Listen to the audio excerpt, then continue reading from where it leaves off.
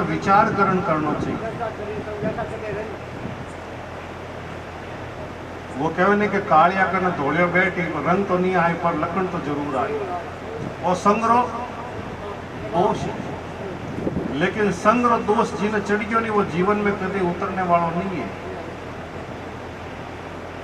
और दोष बड़ो भयंकर जहर है, इनो कोई इलाज भी नहीं है। इनो कोई भी अरे नशड़ी करना बैठ और वो सिगरेट पीनी सीख गयो नहीं तो उन्हें छूटनी उन्हें बस की बात नहीं है। अमल पीनो यदि वो सीख गयो तो वो अमल छूटनी उन्हें बस की बात नहीं है।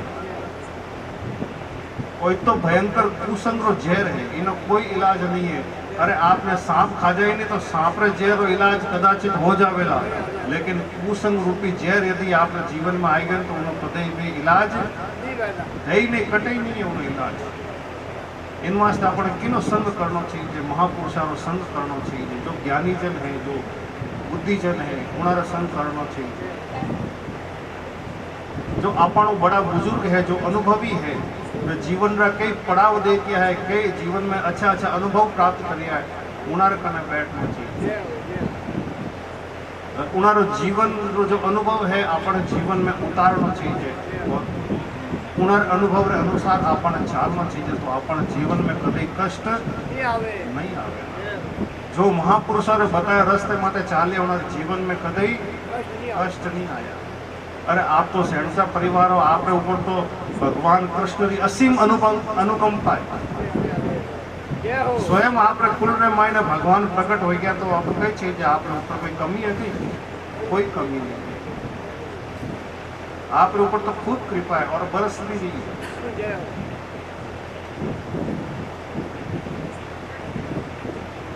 और आप जीवन में जो कुछ भी वो सब उन्हें कृपा और प्रसाद ही है, उन्हें अलावा कुछ भी नहीं है।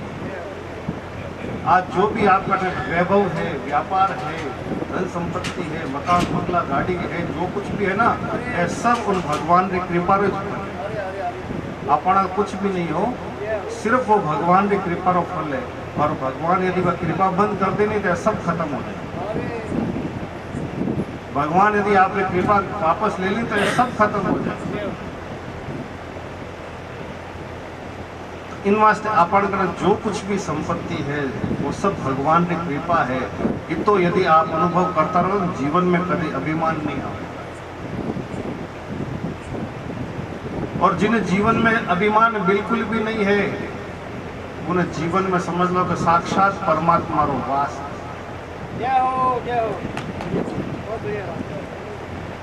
दुर्योधन अभिमानी हो लेकिन भगवान कृष्ण उन्हें सामने ही कौन देखता, उन्हें बात में कोई तवज्जो ही नहीं देता। भगवान कृष्ण देता कहीं है? जिन समय वो भयंकर महाभारत युद्ध होने वाला था और भगवान क्यों भाई मैं तो युद्ध करूंगा नहीं। मार्कन एक तरफ तो एक अक्षौणी सेना है और एक तरफ मैं अकेलो खुद हूँ, ठीक है ना। तो भगवान की कृपा दुर्योधन माते नहीं अर्जुन माते ही, और अर्जुन ने पूरा विश्वास हो भगवान रे माते। तो उन समय कृष्ण भगवान दुर्योधन ने कह दिया भाई मैं तो युद्ध करूंगा नहीं बिल्कुल भी। एक तरफ मैं अकेला हूँ और एक तरफ हमारी अक्षौणी सेना है। वो अभिमानी पुरुष कई सोच एकलो भगवान है, इन्हें कृष्ण कन्हैया ने लेन मैं कई करूँ, मैं किसी युद्ध जीत ले इनू अपन कोई फायदा तो है को नहीं। एक आदमी अटने एक अक्षौणी सेना रमायण 20 लाख सैनिक होता और उन समय 18 अक्षौहिणी सेना ही दोनों तरफ 18 अक्षौहिणी। अब 20 ने 18 गुणा कर दो कितना सैनिक होया उस समय देख। तो दुर्योधन विचार करियो, वो अभिमानी दुर्योधन विचार करियो मैं तो केव साथ आप तो मने एक अक्षौहिणी सेना दे। लेकिन अर्जुन जीवन में कोई भी अभिमान नहीं हो, उन्हें भगवान कृष्ण के ऊपर पूर्ण भरोसा हो और निरंतर वो सोते जागते उठते समय हे कृष्ण हे कृष्ण हे कृष्ण करते ने वो भगवान ने निरंतर याद करते ने। तो अर्जुन रात रात सोते ने रोम रोम से कृष्ण कृष्ण की आवाज आती। ये तो वो भगवान रो भक्त हो, तो भगवान माते विश्वास तो कि हमारा प्रभु जो कुछ भी कर रहा है वो मने मंजूर है। और जो प्रभु मारा माता जो कृपा कर रहा है, जो भी मारो कार्य कर रहा है तो हमारा भगवान कभी गलत नहीं करेला। भगवान का जो निर्णय है बिल्कुल माना हितरो निर्णय। तो इन बात ने मानन अर्जुन किया, चलो कोई बात नहीं, एक अक्षौहिणी सेना दुर्योधन ले ले, लेकिन मने तो आप ही चाहिए, क्योंकि आप रे बिना मारो काम होने वालों नहीं है। तो सज्जनों, इन संसार में भगवान रे बिना कुछ भी होने वालों नहीं है। भगवान की मर्जी बिना तो कहो नहीं आप एक पत्तो भी नहीं हिले। एक सज्जन एक बार मारकर आए सा कि भगवान की मर्जी हूँ पत्तो हिले, किधर हिले, भगवान की मर्जी बिना किधर पत्तो हिले। मैं क्या भगवान की मर्जी बिना तो कुछ भी नहीं हिले। अब जो हिल रही हो भगवान हिला रही है, लेकिन थे हाथ में लेने हिलाओ जो थे हिलाओ है, उन टाइम भगवान थोड़ी हिलाई, उन टाइम थे हिलाओ। खाना हाथ में नहीं है, वो वृक्ष माता कौन हिला रही है, भगवान ही तो हिला रही है, थोड़ी ना हिला रही है। तो जो भी प्रत्येक कार्य अपने जीवन में हो रही हो, उन्हें आप केवल भगवत कृपा ही समझो। आप वो मत समझो कि मैं इतना बढ़िया मकान बना दिया हूं तो हमारी मेहनत और फल है, नहीं। इन मेहनत रे लारे भगवान की कृपा रो फल है। इन मेहनत रे लारे आप रे कुल में जो साक्षात विराजमान है, जान रहा है भगवान, उन्हीं कृपा रो फल है। इन बात में आप निरंतर गांठ बांध लो जीवन रे में। और जो इतना बढ़िया भवन बना, जो अभिमान कर ले नहीं कि वो मकान तो मैं बनायो, वो मकान तो मैं बनायो, तो मैं वास्तव में कहूँ कि वो जीवन रमायण है, बढ़िया महल में रहता वो भी कभी सुखी नहीं रह सकते। वो उन्हें घर रमायण है, वो अभिमानी व्यक्ति सोच ले नहीं कि वो मैं बनायो, वो उन घर में बिल्कुल भी सुखी नहीं रह सकते। और सच्ची बात है, गलत बात नहीं है। इन वास्ते वो मकान किनो है, और भगवान रो है। किनो है वो भगवान रो है। जो आप वो मकान बनाए नहीं, यूं एक सेठ जी मकान बनायो, और सेठ जी मकान बनाया, मकान बनने बाद में वो उद्घाटन हुए तो उन्हीं समय संत महात्मा आई गया। संत महात्मा भी सेठ रो नाम सुनियो, कोई सेठ तो बड़ो दयावान है, बड़ो भक्तिवान है। तो संत महात्मा परीक्षा लेने सोची, सेठ जी भी आदर सत्कार करियो कि बाप जी पधारो, आप घर के अंदर पधारो तो मैं धन्य हो जाऊं। तो महात्मा जी के भाई घर तो बहुत बढ़िया सुंदर है, लेकिन है कि नो? तो सेठ जी क्यों सा मकान तो भगवान रो है। अंदर जो भी सारो वैभव बतायो किनो है कि सब भगवान रो है। सेठ जी रा बच्चा आया, संत महात्मा प्रणाम करियो, पूछो कि ए किना है कि ए भी भगवान रा है। पत्नी आई, जैसा आ भी भगवान की, यूँ करता करता ठाकुर जी रे मंदिर कन आया और पूछियो मंदिर किनो है, कैसा वो मंदिर तो ठाकुर जी रो है। और ये ठाकुर जी किना है, क्या ठाकुर जी मारा है। बाकी सब भगवान रा है, परंतु ये ठाकुर जी मारा है। इन वास्ते निरंतर आप ध्यान रखो, आपना कौन है? भगवान है। और भगवान कटे विराजमान है। देखो इतना बड़ा मंदिर में भगवान कटे विराजमान है। एक आप छोटो सो मंदिर बनाए हो, छोटो सो कमरो बनाए हो, उन अंदर भगवान विराजमान है। तो जो वो मकान है नहीं, वो शरीर भी एक तरह मकान है। इन्हें बनाने में जितना समय लाग्यो नहीं, तो इन बनता भी समय लाग्यो नहीं लाग्यो। इन मकान ने बनता भी कितना कष्ट आया होला, तो इन शरीर ने संसार में आने में भी बहुत कष्ट आया। गर्भवास के अंदर नाना प्रकार कष्ट को झेले। माता द्वारा अगर तीखो खा लियो हुए तो वह जलन हुए तो उन वो कष्ट सहन करे, खट्टो खा लियो हुए तो वह जलन सहन करे। अंदर जठराग्नि वह जलन है वो सहन करे। मलमूत्र में जो कीड़ा उन्हें जीव ने काटे उन्हें सहन करे। अंतर माई ने वो हार जावे, जन वो भगवान ने पुकार करे कि आप मने मारे निकलो। तो मारे निकलते वक्त भी कष्ट हो। तो एक सांसारिक मकान बनते वक्त भी कष्ट हुए और एक आध्यात्मिक मकान बनते वक्त भी कष्ट हुए। आप बात आप ध्यान रखो। और सांसारिक मकान जिन टाइम ढह जावेला उन टाइम भी दुख होवेला, और आध्यात्मिक मकान ढह जावेला उन टाइम भी बड़ो भयंकर दुख होवेला। अंत समय में दुख का गलत काम करेला उन आदमी ने अंत समय में बहुत ही ज्यादा दुख होवेला। क्यों? अंत समय में आखिर में वो हारण आप ये सब गलतियां स्वीकार करें। अंत समय रमाएंगे वो मृत्यु सैया टाइम, वो अगर खाट में पड़ियो है, चाहे जैसी अवस्था में, वो अंत समय रमायने वो जीव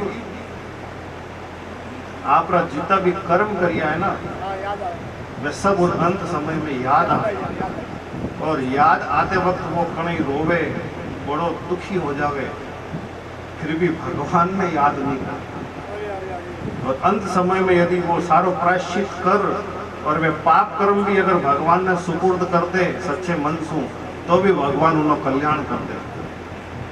लेकिन अंत समय रे मायने भगवान याद नहीं आवे, इनो कारण कहे कि भगवान की कृपा उन जीव रे ऊपर नहीं है। और जिन जीव रे ऊपर भगवान की कृपा, वो तो भगवान ने कदे भूले नहीं, निरंतर भगवान ने याद रखे। प्रति क्षण हर पल उठता बैठता सोता जागता खेलता याद रखे, तो उन जीवरी सदगति हो जाती। सज्जनों को जीवन सदगति करने वास्ते मिली हो, दुर्गति के वास्ते थोड़ी मिली हो। दुर्गति तो आप जानबूझन कर रहे हो, सदगति तो शरीर की है ही बिल्कुल। जीवनी सदगति तो भगवान व्यवस्था करी दी है, लेकिन उन व्यवस्था आप फायदो नहीं उठाओ तो आप ही गलती है, भगवान की गलती नहीं है। अपनी गलती क्यों है कि आप सत्संग में बैठा नहीं, संत महापुरुषारो संग करा नहीं, सत्संग आपने अच्छी लागे नहीं, सांसारिक बात आपने बहुत बढ़िया लागे। अबाराटा मीटिंग जमगी होवे और अमल गड़गी होवे, पार्टी भरीतगी होवे, बीड़ी सिगरेट खूब बढ़िया होवे, चार भाषण घेरो घालर बैठ गया होवे, ए मनवारा चलती होवे, तो पर क्यों पूछो थे बात है कि तो आनंद आवे। सब भूल जाओ थे लारे, तो है सब भूल जाओ कि लारे कहीं नुकसान हो रही है, कि कई हो रही हो कई नहीं हो रही थे, सब भूल जाओ। लेकिन सत्संग में बैठो नहीं, तन थाने याद आई करे मार तो बटे खेत में जाओ ना, कोई गडूरा आ जाए, ए सत्संग में याद आवे। वे उन टाइम अमल पियो, उन टाइम याद नहीं आवे आपने, उन समय आपका नुकसान नहीं हुए, उन समय आपका गोडा नहीं दुखे, क्योंकि दर्द की दवाई मिल रही है, उन्होंने ठीक हो जाए, बिना असर रही जाए तो ठीक हो जाए, पचे तो पचे और ज्यादा दूर नहीं मिली जाने पचे तकलीफ हो नहीं हुई शरीर में। तो तकलीफ कौन दी? भगवान थोड़ी दिया, आते करन ली है। और सत्संग भी तो भगवान दे रही थे, आते करन लेवो तो नहीं, और नहीं लेवो इनो मतलब जीव के ऊपर भगवान की कृपा नहीं। और जो भगवान की कृपा रो प्रसाद है नहीं, तो और भी भगवान की कृपा रो प्रसाद है। और भगवान बड़ी दया करण, बड़ी कृपा करण अपन और शरीर दियो है, और इन शरीर की सार्थकता है सत्संग करनी। जब भी सत्संग मिले सच्चे मन से आप सत्संग करो, सत्संग रो कोई मोल नहीं है, सत्संग रे आगे सब फीका है।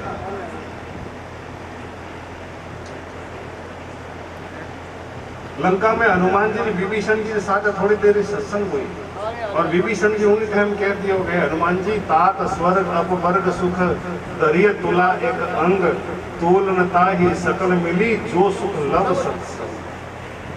अगर थोड़ी देर रही सत्संग अपने जीवन में आएगी, उन सत्संग में जो आनंद मिलियो वो आनंद स्वर्ग में भी मिलने वालों नहीं है। और सत्संग जो मोल है, एक तराजू रामायण रख दो और एक तराजू रामायण पूरा त्रिलोकी रो वैभव रख दो, लेकिन सत्संग रो तो मोल और त्रिलोकी रो वैभव भी उन्हें बराबरी नहीं कर सके सत्संग। और सत्संग ही वास्तव में जीवन में सुधारने वाली वस्तु है, दूसरी कोई वस्तु नहीं है जो अपने जीवन में सुधार सके। सत्संग में तो अनेक सुधर गया। नारद जी की थोड़ी सी सत्संग हुई वाल्मीकि के साथ में, तो वो वाल्मीकि डाकू महान संत बन गए। प्रहलाद जी की थोड़ी सी सत्संग नारद जी के साथ में हुई, तो देखो असुर कुल रामायण भक्त बन गया। कितनी विषम परिस्थितियां ही, असुर कुल राक्षस कुल रामायण भी भक्त पैदा हो गया।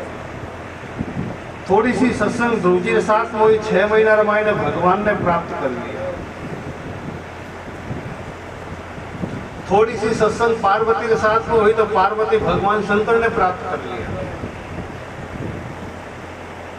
तो आप लोग नहीं कर सका, कहीं भगवान ने प्राप्त बिल्कुल कर सका। लेकिन सच्चे हृदय से आप सत्संग करो तो सही, उन सत्संग में अपने जीवन में तो उतारो, सत्संग जीवन में उतार और एक दृढ़ नियम पकड़ो, दृढ़ नियम, और उन नियम रे माते आप कायम रहो तो आपने सफलता अवश्य मिलेगा। मैं एक उदाहरण दिया करूँ, हर समय दिया करूँ सत्संग रे मायने कि मान लीजिए एक महात्मा जी गाँव रे मायने कथा करने गया और कथा रे पूर्णार्ति रो दिन हो, तो महात्मा जी के भाई इतना 7-8 दिन कथा सुनी हो तो जीवन में कुछ कुछ नियम ले, कुछ छोड़ो या कुछ नियम धारण करो। तो एक सेठ जी आ गाँव रा विचार करियो कि अब नियम तो कई लेवा, कई नियम तो घना पैसा लागे कि ब्राह्मण जीवाओं नियम लेवा तो भोजन बनाना पड़े, ब्राह्मण ने गुलाब पर दक्षिणा देनी पड़े, खर्चो भी हो जावे, और कोई गौशाला में चारों नेकड़ो पड़े तो उमें खर्चो हो जावे, जान परिश्रम भी करा। तो एड़ो नियम जेला जिसमें 1 रुपयो भी नहीं लागे। तो जब गयो पर मिट्टी लेने वास्ते जल्दी आटीनो सेठ जी आप तैयार होया नियम की पूर्ति वास्ते गया, बटी ने देखियो कि आज तो है ही कोई। अब उन्होंने डर लागो कि आज अगर मुंडो नहीं देखियो तो मारो नियम टूट जाए। नियम टूट जाए मतलब मारी साधना भंग हो जाए, और 12 साल तक मैं साधना करी तो मारा सब कर्या कराए माटे पानी फिर जाए। तो सेठ जी पूछियो कि भाई है कटे वे कैसा? नदी रे मायने गया है माटी लेवन वास्ते। सेठ जी गया नदी रे मायने लारे लारे, मुंडो देखनो जरूरी है, नियम नहीं टूटना चाहिए। अब वो कुमार भाई आपने मिट्टी खोदरियो है, आटलो सेठ जी रो नदी में पहुंचनो हो और कुमार रो मुंडो देखनो हो, और आटलो नदी खोता वो मिट्टी खोता खोता एक वो घड़ो निकल गयो, सोनार घड़ो निकल गयो, मायने माल भरियोड़ो। देव सहयोग बनियो। और सेठ जी बोलिया कि देख लियो देख लियो देख लियो। अब कुमार रे कान में आवाज गई, अरे सेठ जी सोनार घड़ो देख लियो, सेठ जी सोनार घड़ो देख लियो। सेठ जी था को नहीं कि बट सोनार घड़ो निकल गयो पर चलो नहीं, सेठ जी था नहीं बिल्कुल भी न बात रो। अब कुमार मन में विचार करियो कि अब सेठ जी देख लियो और गांव में जान हाको कर दे अपन तो पूरो ही जातो रही। वो दौड़न गयो, सेठ जी चुप रहो, हाका मत करो, देख लीजिए को छो देख लियो, आ तो थारो ना तो मारो। अब बाणिया तो बड़ा होशियार हो, फट बात समझ गया, लड़कियों चलो कोई बात नहीं, लिया तू आधो रख, आधो तू ले जा, मैं चुपन कोई चुप। अब वो आधो माल लेन सेठ जी घर में आया, लाल वो माल रे मन विचार आयो मन रे मायने कि संत महात्मा इतो ज क्यों भाई एक नियम पकड़ जो, दृढ़ पूर्वक पकड़ जो, विश्वास पूर्वक पकड़ जो। उन्होंने बात मानन में 12 वर्ष तक इन नियम ने मैं निभायो, और निभाता निभाता मन लक्ष्मी की प्राप्ति होगी। और यदि वही मैं कोई अच्छो सत्कर्म निभा लियो हो तो आज मैंने लक्ष्मी पति यानी कि भगवान की प्राप्ति होगी, होते हमारा कल्याण होगी। तो सज्जनों देखो, एक मजाकिया नियम भी जीवन में मायने लियो ना तो वो नियम पूरा जीवन बदल दिया। तो संत महापुरुषारी वाणी रे ऊपर, बुजुर्ग अनुभव रे ऊपर अपन पूर्ण विश्वास रहना चाहिए, क्योंकि महापुरुषों की वाणी और बुजुर्गों अनुभव कदे भी उल्टो नहीं जावेला, कदे खाली नहीं जावेला। उन्होंने बात माटे आप विश्वास रखो, उन्होंने बात आप सम्मान करो, अपन जीवन में कोई भी तकलीफ नहीं आवे। तो आज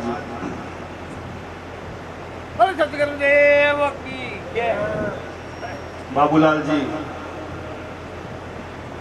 बड़े कोट सुहा सत्संग राखी है, बहुत बहुत साधुवाद, आपने बहुत बहुत धन्यवाद। 2 सालों मेहनत कर लिया, लेकिन भगवान की कृपा जिन समय होनी हो नहीं उन्हें समय होया कर। अगर उन समय के सहयोग बस कार्य होता तो हो सकता अधूरो रह जाता, लेकिन जिनो व्यक्ति जो स्वभाव होवे ना उनो भगवान कार्य अपने आप ही अच्छो करा दिया। तो 2 साल कार्यक्रम लेट हो तो मत समझो, भगवान की मर्जी थी कि वो कार्यक्रम सुंदर रूप लेवे और बहुत ही अच्छो हो गया था, भगवान की कृपा समझो।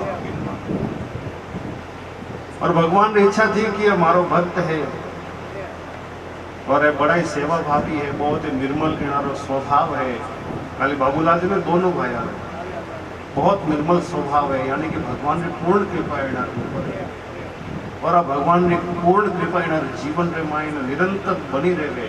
और इन्हीं मंगल कामना के साथ में मैं अपनी वाणी ने विराम दूं। बोले जामराज जी महाराज की।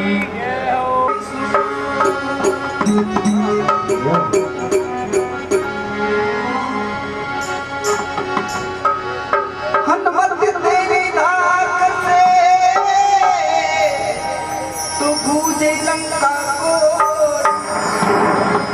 पायक हो श्री राम का तू फिर लाली रंगो।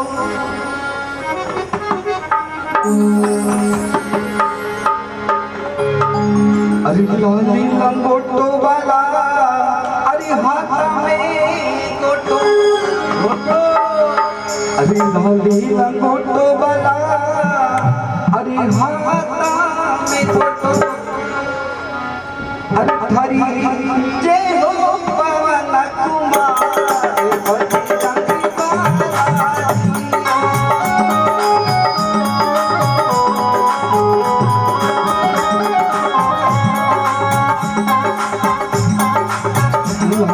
गोटो वाला हाथ में गोटो, लाली लंगोटो वाला हाथ में गोटो, हरि जय हो हरि जय हो पवन कुमार बजरंगी बालाजी, हरि जय हो पवन कुमार बजरंगी बालाजी,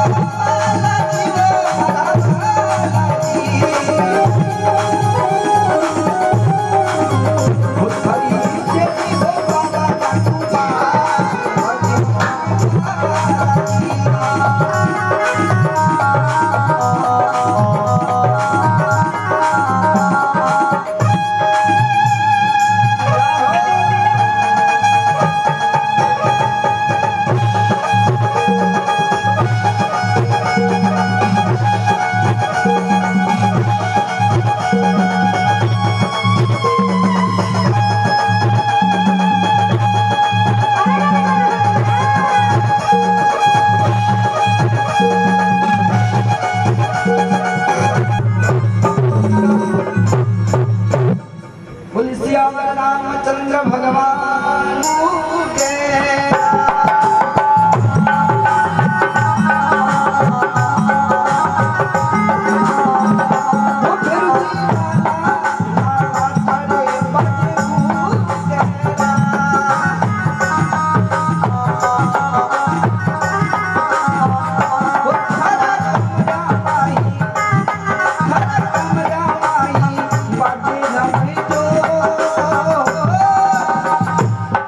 मतवालों के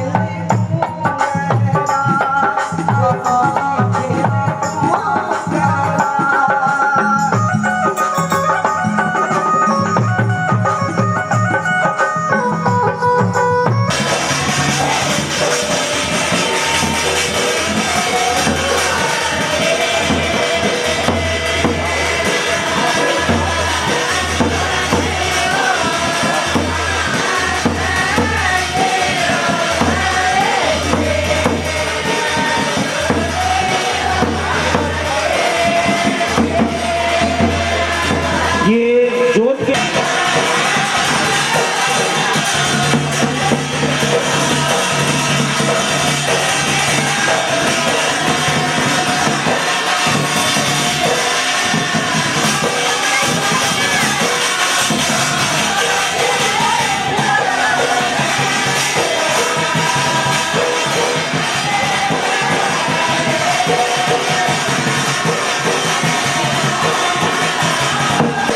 जोत के पास में आ जाए और साथ के बधावने के लिए जाए। महिलाएं भी जाएं, ये मंगल गीत गाते हुए महिलाएं सब इनके पीछे पीछे जाएं दीवान साहब के बधावने के लिए।